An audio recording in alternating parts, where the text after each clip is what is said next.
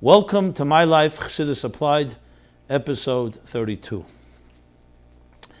We're in the beginning of Chodesh HaRachamim, a month when the 13 attributes of compassion, of mercy, of divine mercy, radiate every day of the month, and thus it's an opportune time to wish each other a blessed new year, to show an extra measure of love and unconditional Avos Yisrael to each other, and to do everything, acts of charity and everything in all the elements of Torah, Vedic, Milas, Chasadim, because there are times in the year when the channels are open, there are less layers, and this is one such period.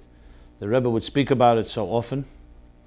And last week I reviewed some of the directives of the Rebbe regarding this month, and they obviously still apply, because it's the entire month, and every month, every day of the month, MyLife, we increase in these acts, like in all good matters of Kedusha, that we never stagnate, and we don't just become mechanical, but we always are conscientious and pay attention to increase and deliberately add in all good things. It should be a blessed year for everyone, begashmis and beruchnis, all in good health, and a year of peace, and a year of bracha v'hatzlacha, Chassidus begashmis and beruchnis, like the Rebbe would say, beruchnis and begashmis, gashmis and beruchnis, gam yachad.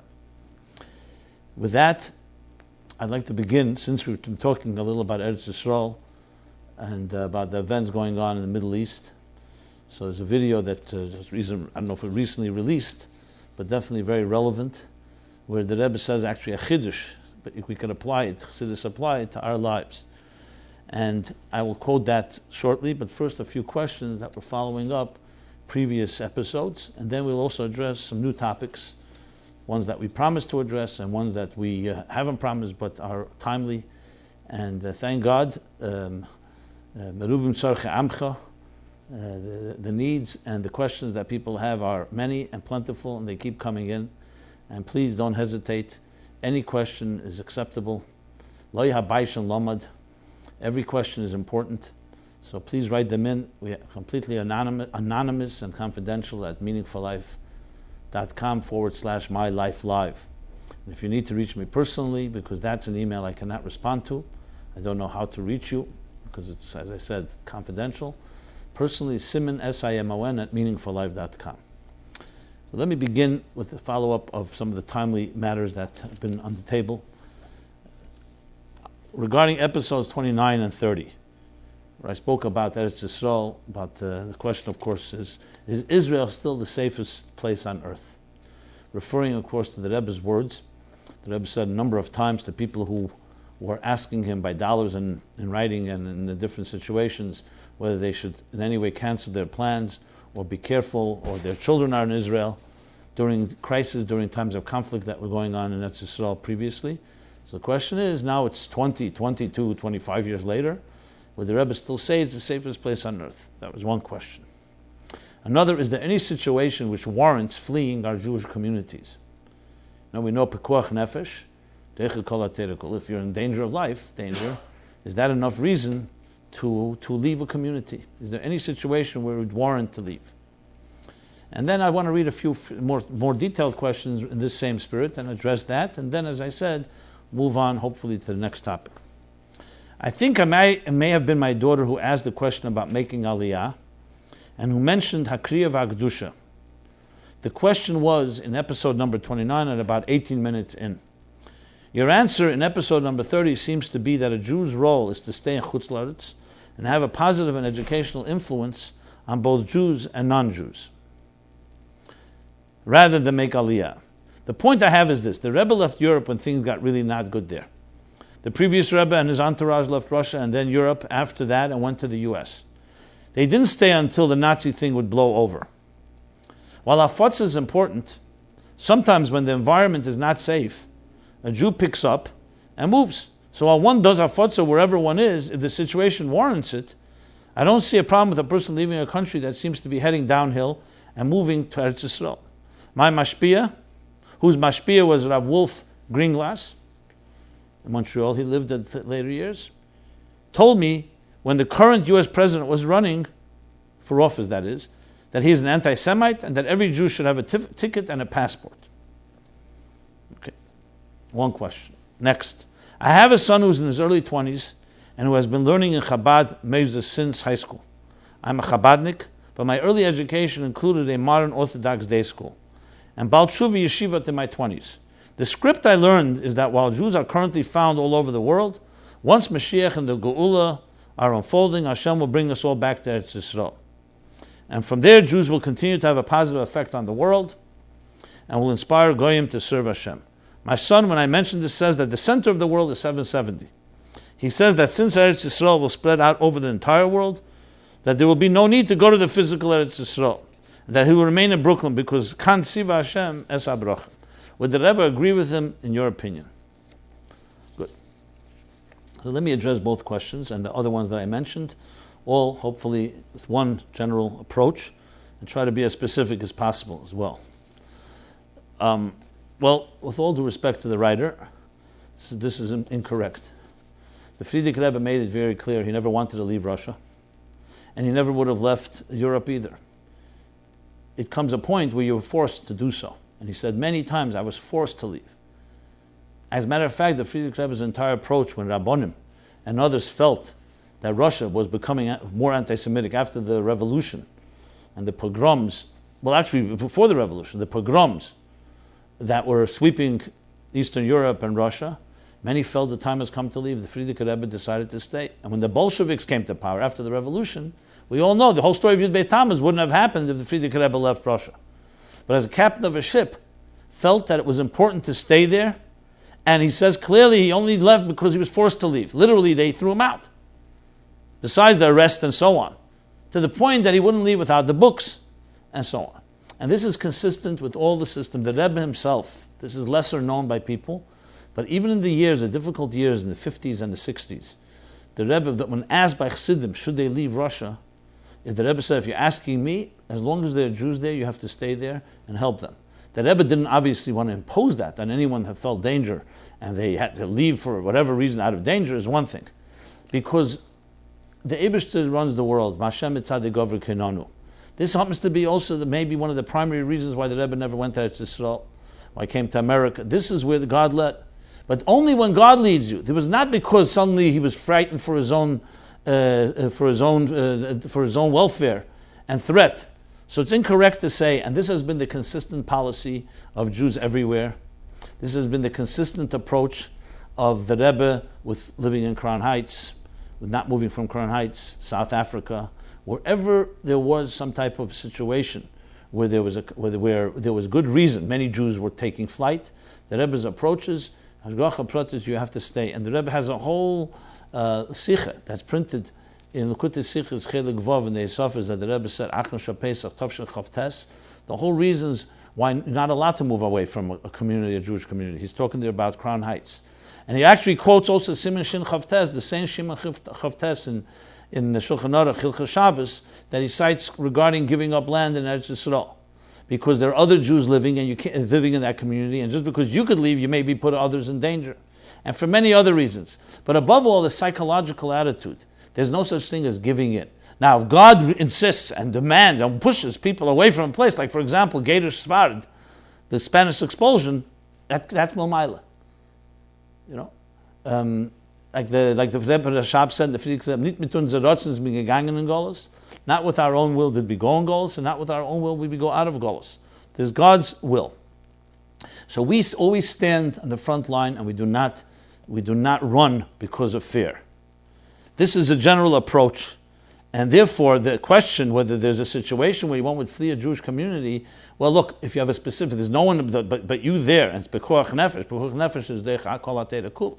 But if there's a community of Jews, unlikely that the Rebbe, based on Halacha and based on Torah, would allow someone to just leave. Now, if you are being searched for and you're by anti-Semites and they'll arrest you, if you don't, you have Rabbi Rosenblum, one of the first Chassidim that came to the first Chassid that came to America because there was a Mesira on him and he had to leave. That's a specific case, a particular situation where there's a Mesira or there's some other thing. But we're talking about a general approach because the climate has changed. South Africa is another example where there were many, many Jews left. No one wants to say the numbers, but over 50%. And the Rebbe absolutely insisted that both the Chabad should stay and anyone that asked them should stay. This is in general. We're not even talking about Eretz Yisrael.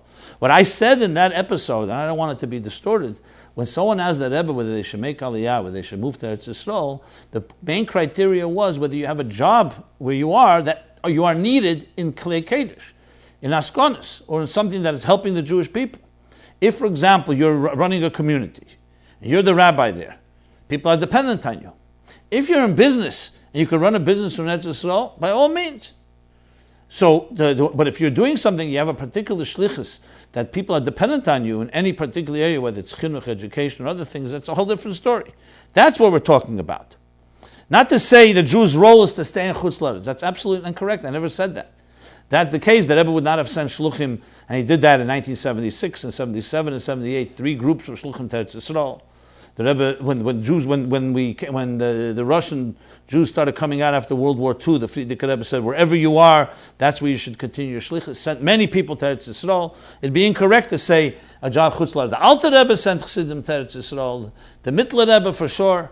So to say, and above all, the aspiration of Kibbutz Goliath, correct, when Mashiach will come, remains, and many Gedolei Yisrael, in the end of their lives, the Ramban notably, Rosh Hashanah and others, at the end of their lives, they made their way to Eretz Yisrael. Why didn't they try to go when they were younger? The reason is because that was their Makam HaShlichus. They have a community that's dependent on them. They were giving chizuk to the community, they were giving strength, they were teaching. They had a holy shlichus role there. You can't just, that's also part of God's plan. And in Golus, you have to do whatever you can. Till you leave and the whole community, not say the whole community, but part of the community will crumble or be compromised, because spiritually speaking, because of your leaving, that's a selfish thing to do. That's tzaddik in pelts. So the goal here, we all know that Yisrael is the place we always daven to. They say the healthiest Tzanzer, Chaim of Tzanz, when Jews would travel from Tzanz to Eretz Yisrael, it says that even though he had a limp and he had a hunchback, he would walk them to the edge of town, it says, and tell every stone and tell every flower and tell every star in Eretz Yisrael that we're on our way. Send them my warmest regards, we're on our way. Obviously, our goal has always been aspiring to, we say it every day, V'kibbutz nidchei Yisrael, and we say it in all different types of tefillas, and the Kabbutz nidchei Yisrael, Makol Arba Kamfes Ha'aretz, from all 4 corners of the earth. But at the same time, it's about serving God. And let's go back to a principle that I've repeated many times in MyLife, Chassidus Applied. The goal of Torah in general, and Chassidus, is that you are an agent of God's in this world. You're not here just to serve yourself. That is the fundamental criteria about all our decisions, including the decision where you should live, where you should work, and where you should move. It's always driven. If you were born in a particular place, you speak the language, people respect you, you turn into a teacher, a leader, and a mentor, and so on. Not that simple. That God led you there. For you to leave, even for your own personal gain, even if it's spiritual gain, may not be the right kavanah. Because remember, for our comfort zone, the neshama wouldn't come down to earth in the first place. So if we take that attitude, it's not about what you like. Even if you find a raya in the Torah that this is a good thing to do, it's what God wants of you. And one of the ways to follow that is Mashem Etzadeh Governor, see where God has led you. Don't fight God's plan. Consult if there's a question. Find objective people. And above all, listen to other Rebbe's directives in this regard, and you see a consistent pattern. Again, to find what your shlich is in your place. So my answer to all these questions is that to decide that there's certain anti-Semitism in a country and we're running, I don't see a directive from any of the Rabbeim that's the warrants. If they throw you out and you have no choice, and thank God we're not in such a situation as it was in the Middle Ages, it's another story. That's not up to you. That means that's what God wants, or else He wouldn't let them throw you out. But as long as you're there, you have to run because of fear. We're not driven by fear. We're not driven by Umas Elam. The Eibishter protects the small sheep among the 70 nations. And to start running every time there's fear, you basically could be running the rest of your life, because every country has its ups and downs. There were times South Africa was excellent. Then there was a challenge. It wasn't dafka to Jews. The United States has been excellent. You say one president comes in, he's a little more anti-Semitic, or he has negative attitudes. We're running.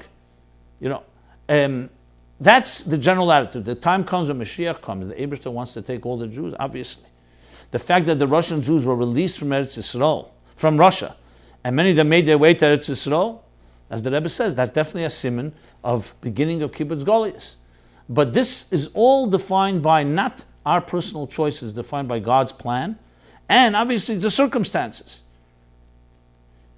Now, at the same time, we find there's shluchim now in Russia. Why doesn't everybody come to Israel? Because the fact is there are Jews on the ground there that have to be worked with. So, and that answers, I believe, the few questions that were asked here. Regarding the script, what the woman writes about her son. I think it's a woman, I'm not sure, maybe a woman or a man. It seemed to me like a mother. That the center of the world is 770, and it is also a little extreme. If that's the case, the Rebbe would not have sent anybody on shlichus. The Rebbe said the number of times he wants everyone to leave and go on shlichus, wherever that shlichus may be in the world, whether it's in Eretz Yisrael or outside of Eretz Yisrael. So this is going to the other extreme, and the Rebbe is absolutely not agree with him. That's my response, not agree. That could be there's a time he's learning in yeshiva, that's a shlichus to learning in the Rebbe's Daled Amos and learning in the 770 and getting keiches, but then comes a time you get married, and the kavanah is not to stay in 770, not to stay in the Tevis Neach, Tzei min HaTeva, Lech Lecha Ma'artzecha. This is a common thread that's theme in all the sichos of the Rebbe, and I heard a story from the name of Berel Baumgarten, Rabbi Berel Baumgarten, who became the Rebbe shlich in Argentina, a real makusha and so on, that in the early years the Rebbe sent him on shlichus somewhere, and then it was more sporadic. He would go for there. He would come back. The Rebbe once sent him for Rosh Hashanah Yom Kippur, and he said to the Rebbe, okay, he'll go. He'll leave right after Shkia, after Mitzvah Rosh Hashanah, and he'll come back right before Yom Kippur, and he'll leave right away back Mitzvah Yom Kippur to the place of shlichus. So the Rebbe said, no, now my kavanah is you should be there for Rosh Hashanah Yom Kippur. So he started complaining or saying to the Rebbe, that's where I get my keiches from the Rebbe's Tkiyah Shefer, from the Rebbe's Yom Kippur. I'll get the keiches. I promised the Rebbe that the first flight after Yom Tov, I'm out. The last flight before Yom Tov, I'm back. Here. The last flight out of there, right before Yom Tov here, I can get back, I'm back. So I'm there all the time except the last minute, the Yom Tov itself. The Rebbe said to him, this is the way I heard it, the Rebbe said to him, was meinst du, was tracht dich unter den Talis bei Tkiyah Shefer?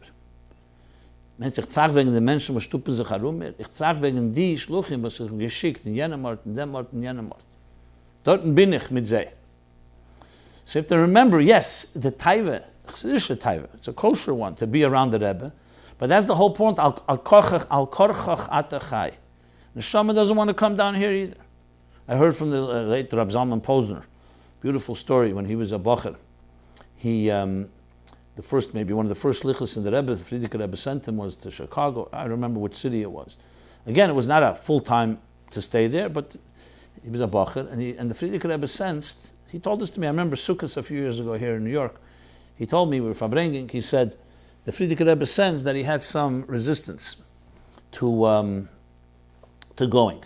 Now those years the Frierdiker Rebbe was difficult for him to speak due to the stroke. He used his hands a lot. This is how Rab Zalman told it to me. And so he had to watch his hands as well to get the message. And the Frierdiker Rebbe said to him, when a soul has to come down here below. Will sie nicht gehen. She doesn't want to go. Favos. Why? Weil eben is lichtig und warm. Above, it's bright, illuminated, and warm and warm. Und unten, Frierdiker Rebbe pointed, unten, is kalt und finster. It's cold and dark. So why should a neshama? For was will a neshama abgehen von a warme, lichtige Ort zu a kalte, finstere Ort? Why would a soul want to go from an illuminated and bright and warm place to a cold and dark place? Frierdiker Rebbe then took his finger. This is what Rab Zalman told me. He took his finger and was slightly trembling, and he said, "Was tut man? What do we do? What do they do? They say to the neshama, "Du musst herabgehen lamata." Von a Ort was is lichtig und warm, and the Frierdiker Rebbe started moving his finger down like this, trembling as down, down, down, down. So an Ort was a kalt und finster, to a place that's cold and dark. Und dorten darf lichtig machen und warm machen. That's the mission of the neshama. Neshama doesn't want to go, so it has to be told. And the Rebbe's finger down. And Reb Zalman told me that many times when life was difficult, financially, emotionally, spiritually, we all have our challenges. He remembers the Frierdiker Rebbe's finger, and he feels traveling with the finger gave him the koyach. I'm going with the Rebbe's finger. From a place that's bright and warm to a place that's dark and cold. That finger, he says, kept me going, because I'm connected to the Rebbe's finger, going from here to here, and that's the kavanah. That is a generic and general approach of the Rabbeim. Kemuven, there are exceptions. Not every Id and Chassid is zeichet to the chus of that Chassid of the Alter Rebbe that was told to be 20 years of Balagola, and the end of the story to save one Jew. But the attitude is not about our cheshbenis, what's comfortable, what's safe, and so on. They just opened up the new Chabad house after 6 years in Mumbai. With that attitude, after such a terrorist attack, a tragic, unbelievable, Chassidus Nefesh Mamish, Kiddush Hashem, two shluch, shliach and a shlucha, leaving his semen, and all that. Everyone remembers that tragic day. This is the derech of the Rebbe taught us, that there's no such thing as withdrawing, there's no such thing as retreating. You go in, obviously b'derech hateva, you fortify, you have security, you do what you have to do. But chas v'shalom, that should be the attitude. So I just wanted to say it very forcefully and very directly in response to all these questions. So we get our keiches from 770, we get our keiches from the center, obviously. But then comes a time when you have to fananderpacken, when you have to take those keiches, take those strings that were given and do what you have to do in the particular place. And if you can't answer this question yourself, find a mashpia. The Rebbe says a mashpia is a necessity, aseh l'charav, and ask and consult until you get a clarity where your shlichus should be. And that is a case by case. You cannot say a general answer, should this person go to Eretz Yisrael, to go to this place, that. Depends on many factors. It depends on your hashgacha pratis. Depends where God wants you to be. That's the bottom line. That's the goal. And now let's go to Eretz Yisrael itself. And this brings me to what I was going to say about Eretz Yisrael. I think there's a chiddush here that I have not seen at least anywhere. So by dollars, by the giving out of dollars on the Sunday, Chof Ches of Tov Shenun. So we're talking about 24 years ago. So who came to see the Rebbe? A man called Rani Milo, Israeli. He was Israeli minister of police. He was appointed to that position. And the Rebbe, they tell the Rebbe who he is, and the Rebbe says in Hebrew that Ibishter should be matzliach, you in your new tafkid, in your new mission. And he says you should not be nispal, lisrashim. You should not be influenced or nispal, affected by what nations of the world, umas goyim zogen, umas elam zogen. You should be fulfilling your tafkid is that you should care about the welfare of the Jewish people, Am Yisrael, Al Pi Teres Yisrael, and Al Pi Eretz Yisrael. In other words, that should be your focus. So then he turns to the Rebbe and says to the Rebbe, in these Yomim Koshim, these difficult days, we need especially the Rebbe's brachas. The Rebbe stops him. As soon as he says Yomim Koshim, these are difficult days. We're about to enter Chedesh Elul because this is Chav Chesov. And we know the Alter Rebbe, he says, the Rabbeinu Azokan, Bala Tanya, says, this is in Likutei Torah, in El, the Rushim of Chedesh Elul, Re'ei, that this time the Melech is Basoda. The king is in the field and giving us and radiating and so on. The Rebbe says, and Befrat Eretz Yisrael, this is the Chiddush. It doesn't say that in Likutei Torah. That the Melech Basoda is even more in Eretz Yisrael, like the Rebbe says, the way I mentioned it a number of times, the Posuk Eretz Asher Eini Hashem Lekecha, this is the land that the eyes of God, God's providence, is there more from the beginning of the year to the end of the year, more than other places of the world. So that implies that Melech Basada is even more so there. The Rebbe negates the words difficult days. It is difficult in the sense, it's the conflicts and the wars and whatever was going on then in Tov Shenun, similar today. But that's the attitude. Yes, there are challenges, but that doesn't mean that the Eibush is not watching, and on the contrary, in Eretz Yisrael, it's even more so. So I thought it was really appropriate to mention this, especially now in Chedesh Elul, Eretz Yisrael. This is the attitude. To go a life of fear, yes, you could always find things to be afraid of. I remember, I was a kid here in Crown Heights, when Crown Heights was not in good shape, when there was the big exodus. I was born on St. Mark's, the other side of Eastern Parkway. Then later we moved to Sullivan Place. which many of you maybe don't even know about. Sullivan Place is down, they go down Nostrand Avenue, there's a small little street. Now there's some more Jews moving back there. The Renaissance that we see now, Mamish the Rebbe's predictions being fulfilled of Crown Heights. So we lived there, and I remember over a summer, coming back after summer camp, the whole block turned from white. All the Jews moved out, and everything had changed completely. We were the only Jews left on the block, literally. So I saw this with my own eyes. So you could say, enough reason to panic. And there was crime, and there were murders, God forbid. And it was a very good reason. They were unfortunately tragic, the terrible, what they call Jewish blockbusters who convince people and help feed the panic by saying, if you don't sell now, the houses will become even cheaper, the prices will fall. It was a panicky time. And the Rebbe stood his ground and made it very clear that no one should leave. Obviously, he didn't leave. So there's a proof dugma chaya. I remember when Giuliani became mayor of New York, he came for the Holoteira opening. They expanded the building in the Holoteira, and I was the MC. So when I introduced Giuliani, I said to him, "You have to thank the Lubavitcher Rebbe for the revival of New York," because Giuliani, of course, turned the tide around after the pogroms in Crown Heights in '91 in the summer. You have to thank the Rebbe, because the Rebbe said, At Khan, he drew the line. Brownsville fell, East New York fell, Bed-Stuy fell, East Flatbush. And it was very easy, Crown Heights was next, but the Rebbe stood his ground. And he thanked me afterwards and said, absolutely correct. So sometimes it was more than just the Crown Heights thing. The whole New York could have fallen, so to speak. What do you mean fallen?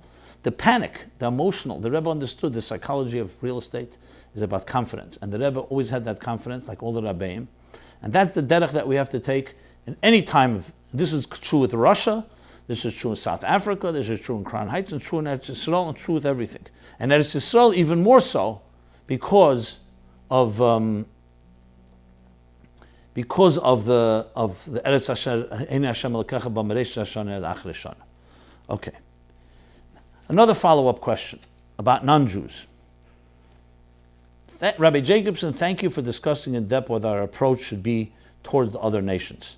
Curiously, what do you think about the Jews' current stability? Is it on account that the non-Jewish world is more refined, kind, and evolved? Or are we only safe from the wrath and irrational hatred of the non-Jews because God is simply protecting us? Good. Another follow-up to that. Thank you, Rabbi Jacobson, the best, clearest, kindest explanation of Jews and non-Jews that I always felt but couldn't express as completely or eloquently. We're all players on the same team, Yasher Koyach. I see so much bigotry and dismissal of Goyim from Erlich Eden in Crown Heights and other places.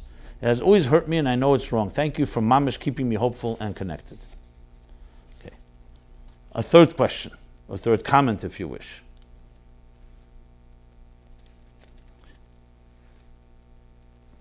And that is like this. Disappointed. I enjoyed your lecture, referring to last week's episode. However, I do think that in your need to be a progressive thinker and your interpretation that since the nations of the world will eventually be filled with the knowledge of Hashem, etc., then you made a left turn and decided that somehow Goyim today don't fall into the category of Shalosh Klippos HaTmeis, as it says in Tanya. He doesn't write that, but that's what he's referring to. Clearly in Aleinu we say 3 times a day that all humanity will call upon your name and turn all the world's wicked towards you. So the fact that a goy is a goy now has no bearing on the fact that Mashiach will be a game changer for him in the future. After you attempted to elevate the status of a non-Jew contrary to the clear pshat of Tanya, you then went ahead and pushed the status of a Yid down towards the goy to say that what the Tanya says about the self-serving motives of a goy's kindness is not that different than the kindness of most Jews. The English letter you read from the Rebbe about us not falling over ourselves to emulate the goy and to be proud of how we are different hit the mark. They don't come from Kedusha and therefore they don't have Teiv. End of story.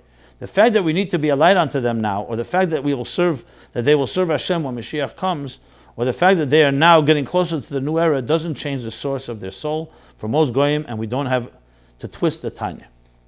While I appreciate your candidness, well, had you really listened to what I had said, you would have looked up the sources. I guarantee you did not look up the sources.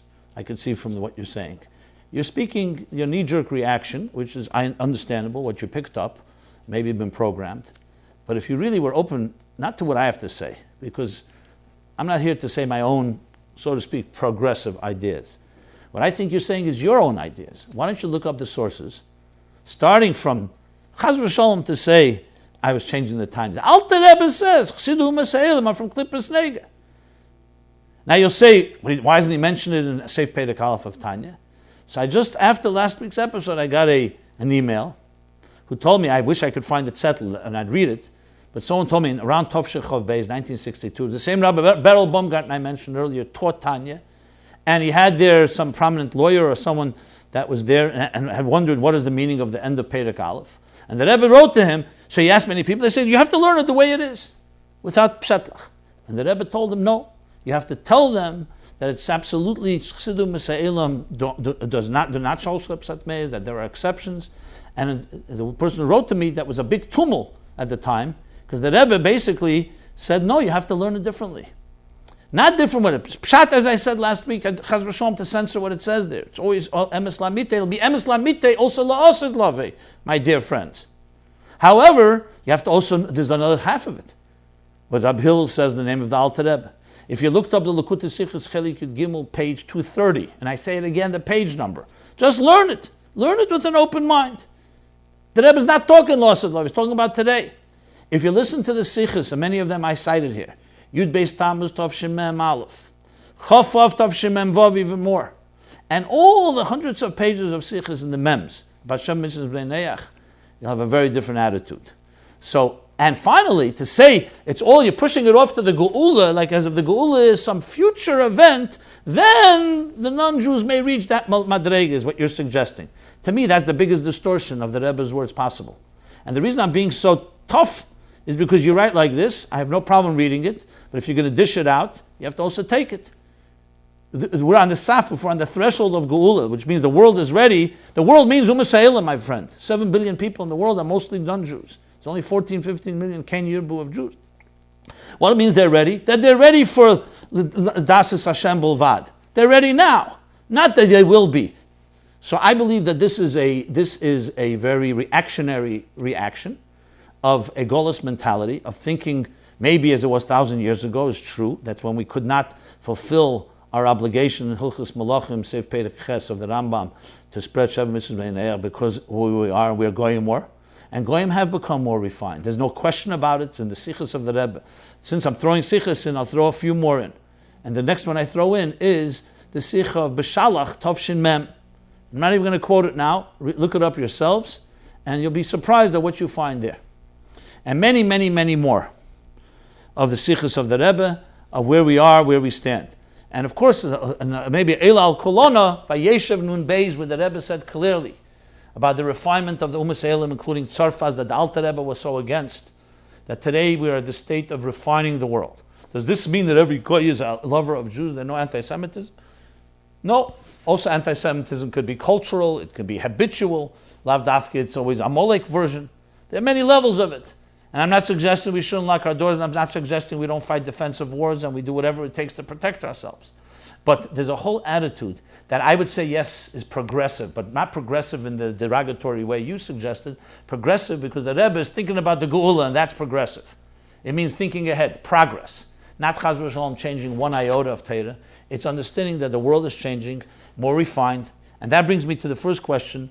I believe God protects the Jewish people. We do not wait for Chesed Umum Chatas to rely on the Chesed of non-Jews. But it's not a contradiction to say that the non-Jewish world has become more godly, has become more refined, has become more, as the Rambam writes in the section that was censored, is preparing the world for Geula. What's the contradiction? The same God that's protecting the Jewish people from everyone, and it's a soul that needs a special bracha, we don't need anybody's protection from the world, has also, with time and the mitzvahs and the millions and billions of mitzvahs that have refined the world, Umas Elim have also become more refined. We all know the Medrash says that if the nations of the world knew what the Beis HaMikdash does to protect them, they would surround it with legions of armies and make sure the Beis HaMikdash should not be touched. It will be the Beis Yizub, be Beis Tefillah, the Kol Ha'amin. It will be a house of prayer for all. So, consciously or unconsciously, Mazlaya Chazi, non-Jews are coming to that point. We bring the 70 Karbonos Sukkos. For what reason? Keneged the Ayin Umis. On and on and on. And just go back to the Sichos. I've spoken a lot about it. And I have no problem agreeing to disagree, but bring sources. That's the key. And look up the sources I'm suggesting, and I believe that it'll be a different understanding. I want to just bring through two things back into the picture. I mentioned Noya Chelik Tezvov about Akum Sheshavas. Very, very clear. Not bringing Eden down to the level of Goyim. Punkt Fakert. The world is always being more refined. Goyim have become more refined. The ultimate of Goyim is Mamala Kalalman, as I discussed, Elikim, right? And Eden, Adarab, they also have elements that they have in common with non-Jews as far as living in this material world. We have bodies, like he says in Tanya, because Nidbe, Begube Chumri Yusum, Begufam, like Gufe Umisa Elam. And there are many things that are in common, but the Eden get lifted even higher. When the Eden are not just Mamala Kalalman, also Sevav Kalalman, and even higher. And the Sikha, that was one Sikha I brought, the Sikha as well of Bolok, printed in Chelik Chav Gimel, Charcher B'nei Sheis, about that they will not die, L'asad Lave, and many, many more. One more I did not mention, it's in the middle of the Mems, the Rebbe discussed it, and that is the Sikha about the Rebbe speaking in the Rambam. If someone can send me a note, an email, and if they know the exact Sikha, I believe it was Mem Hey maybe, Mem Hey, Mem Vov, maybe Mem Dal, probably Mem Hey. The Rebbe speaking in the Rambam in Hilchis Ribis. So we know there's an issue, you're not allowed to lend money, to borrow money to someone with ribis. Ribis is interest. When it comes to a non-Jew, there's a mitzvah to borrow with interest. The Rebbe asked a klotz kasha, what's wrong with ribis? People always ask, it seems like a discrimination against non-Jews. If it's not fair, it shouldn't be not fair for everyone. And there's even halachas, mepnei hashalom, you do things simply to keep the peace with the non-Jewish world. So the Rebbe went, as his usual inimitable style, turned the whole thing on its head. What's wrong with borrowing money with on interest? If someone sells you, for example, a pair of shoes, they bought it for $10, and you buy it, sell it for $12. That's the whole point of business. Zovin, Tagri. If you make the same amount that you bought it for, you're not making any profit. You can't be mafarnes your family that way. So if you have cash, which has value, what's wrong with selling cash? You're selling $100 for $110. Why is it different than selling a commodity, an object? And the Rebbe's answer is a pashta answer. He says, because achicha steht in pasuk. That you shouldn't be malva beribus to achicha, he's your brother. And your brother you have to treat more than just logically. That's why when it comes to non-Jews, like the Rebbe Sikha Noya Chelik Tezvov, there's the Seder Eilam. What's wrong with Ribbis? Mam is turning over a whole halacha that people think shows that the Goyim are tough and inferior. No. You live with the expectations of Mamala Kalam, Elam Kimino, the Elam Ateva, Darki Ateva, Masa Matam Bamuna. And there's nothing wrong with Ribbis. We're not talking about exorbitant interest. We're talking about a decent and competitive interest, etc. When it comes to Achicha, the Torah expects more, and that becomes a mitzvah. Al derech lifnim mishur sadin, but in this case it's a din. And on, many more sikhs of this nature. Okay, we move on to the next subject. The next subject is, I want to just, since I have to go back because I remember I didn't spell it out. Is Israel still the safest place on earth? Absolutely. As I said from the Rebbe, it's not even a shayla. The Rebbe gave a milsa b'taima. And as I said, the whole attitude of the Rebbe, though I answered the question, I just felt it's important to spell out. I answered the question, are we being too progressive when it comes to non-Jews? Yeah, the Rebbe is being progressive, if you want to call the Rebbe progressive because the Gul is closer and the world has been more refined, call it that. Progressive, if you mean in a negative derogatory, absolutely not. This is Torah. By Matan Torah, the Goyim did not want, Bnei Yishmael and Bnei Esav rejected the Torah for their reasons. And today, and ultimately, as the Zohar says, they will accept it. That's called Shev Mitzvah B'nei, especially in preparation to the time of Gula. The next question, which is a completely different topic, making it financially and tuition costs. Okay. I read a number of questions a few weeks ago. I believe it was episode 3 weeks ago, would be episode 29. And I discussed it briefly at the end of the episode, and I said I would discuss it some more. I want to read a few questions, those that I did not read. But the ultimate question is obviously the issue of the rise of tuition costs to the point that it's prohibitive for some people, and they're forcing them. Some people feel they're being forced to compromise their children's education. And this question spills over also where I should live.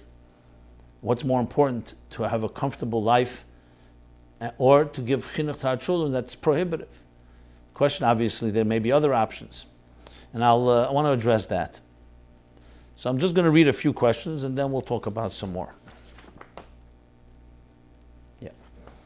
I really appreciate the school's financial position. To be able to pay quality teachers on time and maintain a proper staff takes a huge amount of funds, besides for building expenses, etc. Still, there should be some type of trust fund that subsidizes tuitions for the families so that parents can still pay their rent and put some food on the table. We cannot afford to look the other way. The situation has reached a state of crisis, and I would rather not spell out the far-reaching effects of this tuition dilemma. Anybody who truly wants to invest in the well-being of the Jewish people should invest in Jewish education.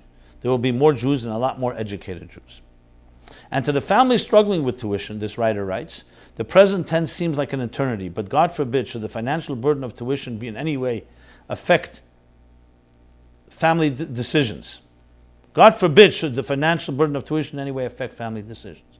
At the end of the day, when the education phase is behind you, you'll be very happy that you had many beautiful children that you could and gave them the very best education.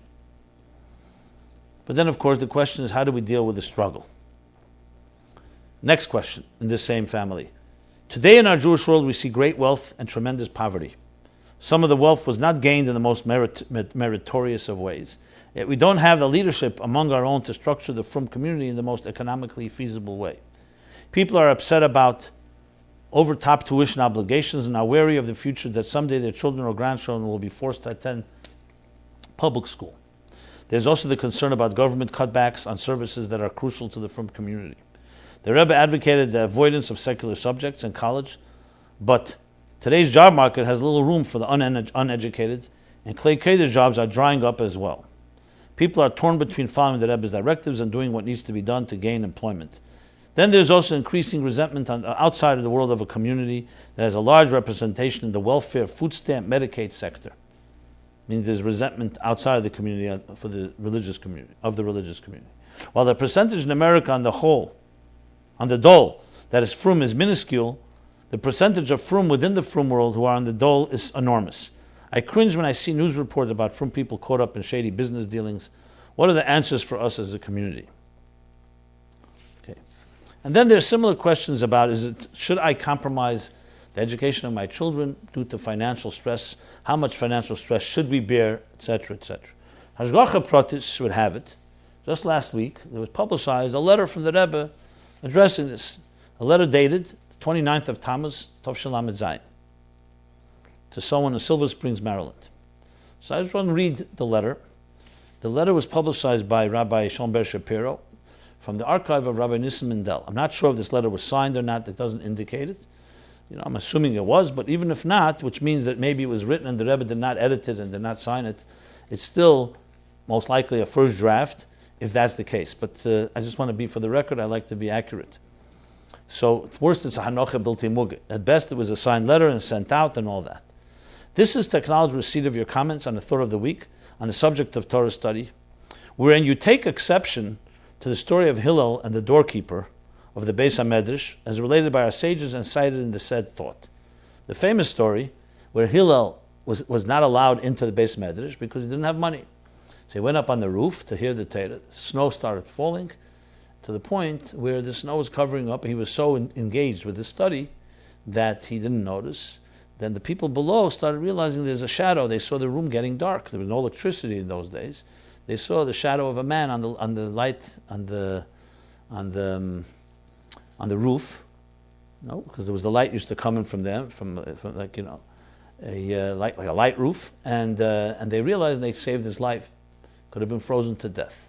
So this fellow is taking issue with the idea. Usually the lesson is Hillel's, like the Rebbe will write in a moment, Hillel's dedication to learn with such commitment to the point he put himself at risk. But here he's pointing out, how could you deprive someone from learning Torah? And look, you almost allowed him to die from it. So the Rebbe says, needless to say, that's his issue. Why would the doorkeeper not let him in? In other words, essentially high tuition costs relative to Hillel's poverty. Needless to say, in relating the story and including it in the Torah, meaning teaching instruction, the sages did not intend to focus on the doorkeeper's conduct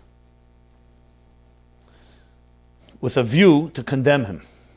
The real purpose of the story is to bring out a two-pronged lesson, both for those who are in the category of the doorkeeper and those who are in the category of seeking admission to the house of learning, as pointed out in the said thought. First of all, there are several points in the story which you have apparently overlooked. It should be self-evident that the doorkeeper had no idea that his refusing to admit Hillel resulted in any danger to him, Hillel. It should also be self-evident that the charge of a relatively small fee for admission was necessitated by the need to defray the costs of maintaining the school. It only reflects the general state of poverty of Jewish communities in those days, which could not afford to provide free tuition to advanced students. This can also be seen from the poor economic situation of Hillel himself. Okay. It may be assumed that had Hillel sought assistance or intervention, he could have gained admission without imperiling his life. But in view of his character and extraordinary humility, as related in various places in the Talmud, and as indicated in this episode itself, it was out of the question for him to accept a charity or any special favor. He would only use his own hard-earned money for admission, and even if he could be admitted free by way of a special scholarship, as is now called, it would be at public expense, which would not be acceptable to him, to Hillel. A further mitigating circumstance is the fact that, insofar as the doorkeeper is concerned, Hillel had been paying the admission fee daily, prior to the incident. Undoubtedly, the doorkeeper did not know that Hillel was paying for it with a half of his daily earnings. For true to his character, Hillel would surely not have boasted about it. It is therefore reasonable to assume that Hillel was well able to pay for his admission, but for some reason did not want to pay for it on that particular day. Now for the lessons of the story. Insofar as those who are in the category of the doorkeeper, those in charge of admission to a yeshiva or similar institution, they should bear in mind that Torah study is a matter of life for a Jewish boy and girl, and should seek every possible means to make it available to each and every Jewish boy and girl. Even if there may be a doubt that a particular applicant might be trying to evade paying for tuition, no child should be turned away. Nor should any applicant be made to feel embarrassed in any case of hardship. Unfortunately, these principles have not always been fully observed in admissions to some day schools and Torah institutions in the present time. Very clear directive. That's why I'm reading the entire letter better than anything I could say. The Rebbe's eigene Werte. And for those who are in the category of seeking admission to Torah learning, the Rebbe continues, the lesson is that no sacrifice should be too great when it comes to Torah study. Even those who have been learning Torah every day, and it is a question of missing just one day, as in the case of Hillel, the same sacrifice should be made not to miss even a single day of Torah study. There is surely no need to elaborate further on the above. To conclude on a more personal note, seeing your interest in Torah study, as is evident from your annotations, I am confident that you realize its underlying principle, which is, as our sages define it, learning for the purpose of practicing. For the essential thing is the deed, namely the fulfillment of the mitzvahs in the daily life and conduct. This includes, of course, the mitzvah of Ahavta L'Recha Kamecha, the great principle of our Torah, which makes it the duty and privilege of every Jew to work for the dissemination of the Torah and mitzvahs to the utmost of one's ability, both by words coming from the heart and even more effectively by showing a living example. The words speak for themselves. It does not seem like there's an exception to this, because it's, again, a milsa b'taima, a very clear reason for regarding high tuition costs, and this is a lesson to all the schools that we have. The fact that we do need to pay expenses, absolutely. So there are different ways this can be done, either bigger fundraising campaigns, scholarships, and so on. But the Rebbe makes it very clear, and I repeat it again, that those in charge of admission, the doorkeepers, in the case of the Hillel, Torah study is a matter of life, meaning life and death for every Jewish boy and girl, and they have to seek every possible means to make it available to each and every Jewish boy and girl. Even if there's a doubt that someone may be evading tuition, no children should be turned away, nor should anyone be made to feel embarrassed. Okay. Last time I discussed this, I said we have to put our heads together. This letter, Hashgacha Pratis, just came, or just was publicized recently. So it tells you, clear directive, we have to put our heads together and make sure to fulfill this directive. Now's not the time to discuss the analysis of the Rebbe, the story of Hillel with the doorkeeper then, what he knew, what he didn't know. The Rebbe pretty much elaborates on it. But here you have the answer. Now, from the point of view of parents, we cannot compromise the education of our children, no matter what. But that's not an excuse for people to take advantage from the point of view of the doorkeepers, the ones that are running the schools, as the Rebbe says very clearly here. And what we have to figure out is a solution. But until there's an actual solution, the Zaira stands. For any mechanech, anyone running a Meishet Chinuch, to defy the Rebbe's Zaira is undermining and going against the Rebbe's directive. So as a chassid or as a shliach, you have a clear directive how our attitude should be to chinuch. Even the Rebbe says, even if you have suspicion that someone may be evading, you have to figure out a way to do it. The child cannot be deprived because of it. As I said, we put our heads together and our kavanah is what the Rebbe wants. There's no question that we can come with an answer. You see it time and again. I also was told, and again, I'd love to have the help of the audience here. If anybody knows sichos where the Rebbe speaks about this, I did not have a chance to research it fully in the Rebbe sichos. Someone tells me in Lamed Hey or Lamed Vov, around Pesach, after Pesach, where the Rebbe would often speak about education, because it was the summer season coming up. In general, the Rebbe spoke about chinuch in that period in time. Also Simchas Torah very often about chinuch. If anyone can point out, that I was told that the Rebbe said then, I don't remember now, I remember it vaguely, that the Rebbe said that every school should have at least 10% of tuition should be covered by scholarships. I have to see the context, but if anyone has more information, please pass it on to me. I'll definitely share it. And if there's other sichos as well, or letters. But this letter speaks for itself, and I think it covers a good part of the discussion on this topic.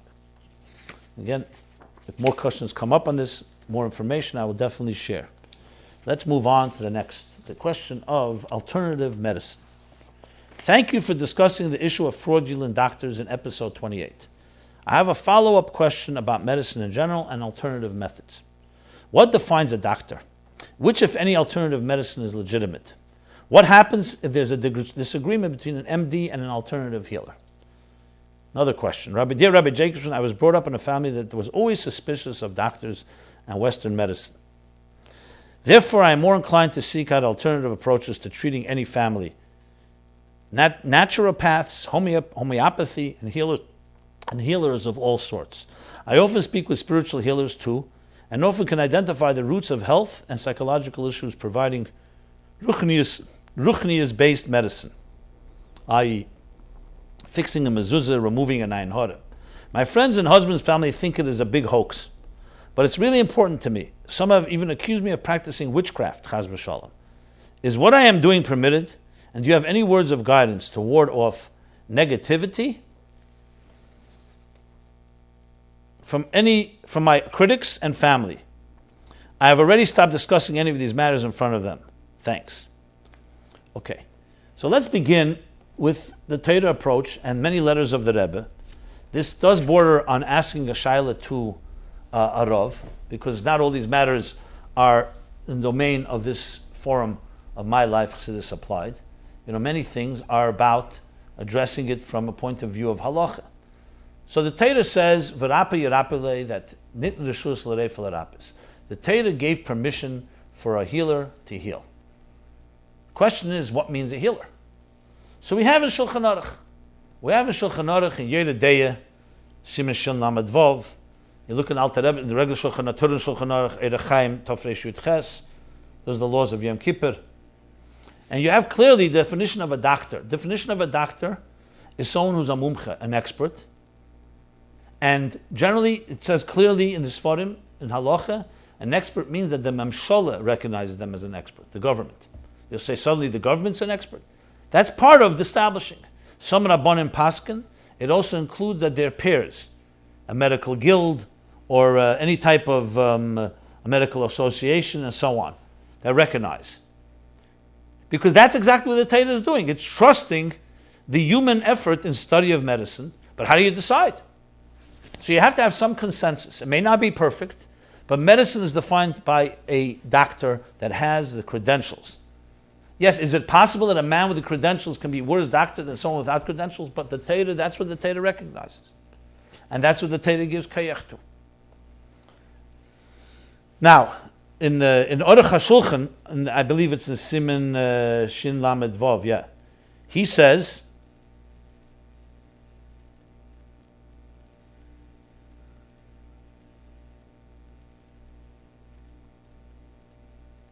He says those words, that idna today tzarich liyas musmach ma'amemshala. And if somebody intervenes who does not have those credentials, it's a matter of shvichas damim. It's a matter of pikuach nefesh. So if you have to choose between an alternative and an MD, and it's exclusive, mutually exclusive, not an MD that also knows alternative. From a Torah point of view, you have to usually follow the MD. I say usually because I don't want to paskin things on this forum, go to Arov, but just to get the discussion going, it appears that in most cases, and maybe in all cases, you have to follow those type of doctors. The Rebbe has in many letters that families should not intervene in medical situations because families are subjective, they get hysterical, they can be panicky, they can be emotional, etc., etc., and for many other reasons. And that's the direction. Now, what about alternative medicine that MDs, doctors do approve of? By all means. What about alternative medicine that they don't disagree with but they don't approve of? That has to be done case by case, and you have to find the trustworthy people. And it's not a black and white thing. I will refer you to a whole series of letters where the Rebbe talks about it, and Igros Kodesh, that I want to thank a few people who passed that on to me. And I'm just referring to a few of the Igros Kodesh. So this is something you can learn. Igros Kodesh, I don't have the volumes. I have the numbers of the letters themselves. The letters, even though there's volumes and page numbers, here I have before me only the number of the letter. So this is Yud Zayin Iyar, the letter Tafshin Yud. It's Igeres number Tafresh Hey. That's 605. Igeres number 606. Igeres number 734. That's Tezayin El Tafshin Yud. All this is how the Rebbe speaks about going to doctors and listening to them,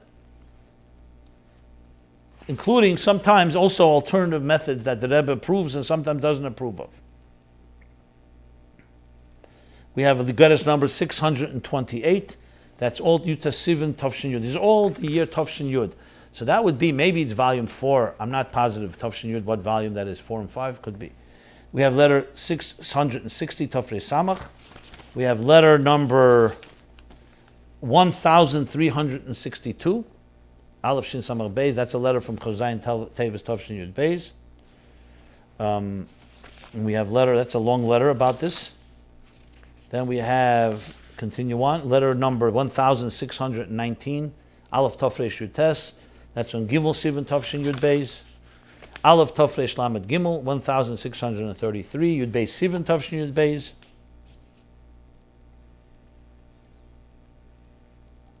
Just to read from that letter, because that, the Rebbe says, V'hainu d'lishel das reifu l'malis achrei hoira osei, to ask the opinion of a doctor and follow his directions. Aval hafakochkeit in them, v'apilpul v'ashak v'tarya, b'deis harefim, but the fakochen, to start getting yourself consumed with, and immersion, in pilpul, and back and forth, in the opinions of doctors, v'amoke b'chochmes harafu v'inyanah, and immersion in the whole study of medicine and school of medicine. That's not your inyan. It's not your job. That's the job of those whose parnassus is from there. That's one of many letters where the Rebbe says that type of point. There's of course the Rebbe's Hera about, if you have one, you can go to one doctor and get his opinion. Go to a second doctor. If they disagree, you go to a third doctor. And this again includes alternative medicine too. So letter number 8, Aleph Tafshin Lamed Zayin, 1737. That's Chav Dalet Tammuz Tafshin Yud Beis. Aleph Tafshin Lamed Ches. The next letter, 1738. Chav Zayin Tammuz Tafshin Yud Beis. Letter 2140, Beis Kuf Mem. That's Chav Aleph Sivan Tafshin Yud Gimel. Beis Reish Pei Beis, 2282 and 2283. Those are both from Gimel Kislev Tafshin Yudalad letters. 903, 2903, Beis Taf Taf Kuf Gimel, from Gimel El Tafshin Yudalad. And with that is just one selection of letters. Since this is all on video, you could always go back and, if you missed what I said, and just listen and look up these letters. Each letter has a different component, but they all lead toward the same piece of idea, that we have doctors that are experts. Experts are defined by what I said earlier. Alternative medicine should be done under the guidance of a doctor, And if you find yourself a doctor that happens to like alternative medicine, by all means, but not just we do whatever we want, whatever you like, whatever your inclination. Regarding yourself, the person who's writing that he himself is practicing, you have to find a Rav, you have to find doctors who give you an approval, because you're Negeba David, and you may not be doing something right, even though your intentions may be good. I cannot judge it because I can't say it's wrong either. You have to really have behind you experts who approve and agree, and not to be a maverick of your own. You're dealing with life and death. You're dealing with halachas. Halachas says clearly when a doctor is capable, you have to listen to a doctor. And even if you think you can't override a doctor, because a doctor is the one that the Torah entrusted with life and death. I mentioned some of the dinim in Shulchan Aruch. You can look it up yourself. There's also Shin Lamed Vav, again I repeat, because there are interesting lines there about what a doctor is defined as. So that covers alternative medicine. What have we not covered? Well, we'll have to continue on the next discussion, the topics that I have not been able to cover because we have run out of time. I wanted to conclude where I began, since it's Chedesh El, Chedesh HaRachamim, Anila Deidi V'Deidi Li. I am to my beloved is to me. A month of Melech Basada, especially in Eretz Yisrael. So may this be a month of Rachamim. That Eibishter should open up all his channels of Yud Gimel Midas HaRachamim, which is the 13 secret attributes of mercy and compassion that the Eibishter Hashem revealed to Moshe Rabbeinu on Har Sinai when he was begging and praying for forgiveness for the Jewish people. It's amazing. It took 40 days for Moshe to receive the Torah, law, but 80 days to get forgiveness. And the story essentially of this month, and the story really that begins all the way from Mitzias Mitzrayim and Matan Torah and leads all the way through Rosh Hashanah Yom Kippur, is the story of love, betrayal, and reconciliation. Who of us does not have that challenge in life? There are things that we achieved, then there's been a betrayal, we betrayed ourselves, we may have wandered away from what were our kavanah, what our purpose is. Everybody has the height of when they reach our madrege. Yotzias Mitzrayim, you became a free person. God took you out of your mitzarim v'gvulim. Then you received Torah, even greater gili, mandate. 50 days later, the Eibishter gave the Torah, our mandate, our bar mitzvah. And then we all lose our innocence at some point, as sad as it sounds. The states of existential loneliness or other situations where we build our golden calf. You start worshiping something that is not pure Torah. Aveda zara loy, something that's strange to you. Everyone in their own way, bedakos. We lose our innocence a bit. No person, every person who doesn't have Aveda is a moment of insanity. We lose sight of the destination. We lose sight of the objective. Everyone has their cheta egel stage in their own little way. Sometimes it's egel kipshut, egel hazov, gold, silver, money. Sometimes it's kovet, taiva. All these things are forces that bring us down. Then you think, okay, now what? Comes Moshe Rabbeinu, marches up to heaven, does not take no for an answer. 80 days, 40 days, the Eibishter refuses. In Chedesh El, he begins to open up. Melech Besada, the Eibishter begins to radiate and reveal the secret of what? Not the secret of how to live a perfect life. The secret how to find forgiveness and how to repair something that was broken. It's far, far greater. To be able to go into a place where there was a setback, there was a fall, there was an egel, hazov, and to learn after that to reconnect. That brings us to Rosh Hashanah and Yom Kippur, ultimately Yom Kippur, the day of the birth of hope. Moshe comes down with the mountain, glowing with his second luchas, salachti kidvarecha, as we will say 3 times after Kol Nidre, that he prevailed. The greatest moment in history. A man, a human being of flesh and blood, was able to prevail over God, that God should give us a tool, the tool of hope, forgiveness, that even in the darkest situation, you can always find hope. That is a most empowering lesson which really drives me and my work, drives, I believe, should drive each of us. And very much is the driving force behind this MyLife Chassidus Applied, is to take Chassidus, the Torah, the Chassidus Nefesh, the heart and soul, tears, blood, sweat, and tears that the Rebbeim poured out, up to our own Rebbe, Der Ashvi, Rebbe, pouring out for what? For us to apply it to our lives. No matter where you are in your life, there's always a way to rebuild. That's the message, and that's what Elul is so powerful. It's 30 days where we're given 30 days to go to a situation, no matter what happened, you can open up a door. There's no such thing as impossible. That's what Moshe Rabbeinu opened up. That's what the Rebbe opened up for us. And that's why we, even though 20 years after Gimel Tammuz, we have to do whatever we can for ourselves and for our families and everyone we know to take Chassidus and make it come alive. The time is now. When? How much more do we have to wait? What could you do about the Geula? That's what we do. That will bring Osimar da Malka Mashiach. And the more we can do it with passion and relevance and bring it down to real life, the more power it has. I'm just learning an Ayin Beis, and I want to conclude with a line from unbelievable line of Chassidus, Perek Reish Samach Zayin, 267. And the Rebbe Rashab writes, Kol echad ve'echad, the shtadl has to be mishtadl. As kama she'efsheri, how much possible to bring down concepts of Chassidus, even concepts that are completely beyond us, be'efen shel riyah, that we should find it some way that we should visualize it. We should be able to envision it in our own personal lives. And he goes on in a fascinating way in that chapter to explain Yichud Elah, which he says is only shaykh to neshamas geveios, to the highest souls. That too, he gives a mashal. He gives a mashal from Achshav Dibur for each of us to be able to somewhat visualize. At kama she'efshar. That is the message, that we can take Chassidus and apply it to our lives, even the highest levels, lifnei atzim, some things that are beyond Yichud Elah. But at kama she'efshar, as much as possible, each of us can find a way to apply it to ourselves, to our children. And when you can visualize something in your life, that already makes it a reality. This has been My Life, Chassidus Applied, episode 32. Until next week, Sunday, 8 to 9, everyone should have a very Elul-Dika Chidush HaRachamim week, Melech B'Sadeh week, and do whatever we can to fulfill the Rebbe's Heras, Chassidus Heras, how to use this month, a month that there's this opening, to be able to visualize, to be able to see the Melech, and ask everything we want, and the Melech will give it to us B'Sever Ponim Yofis. Thank you very much.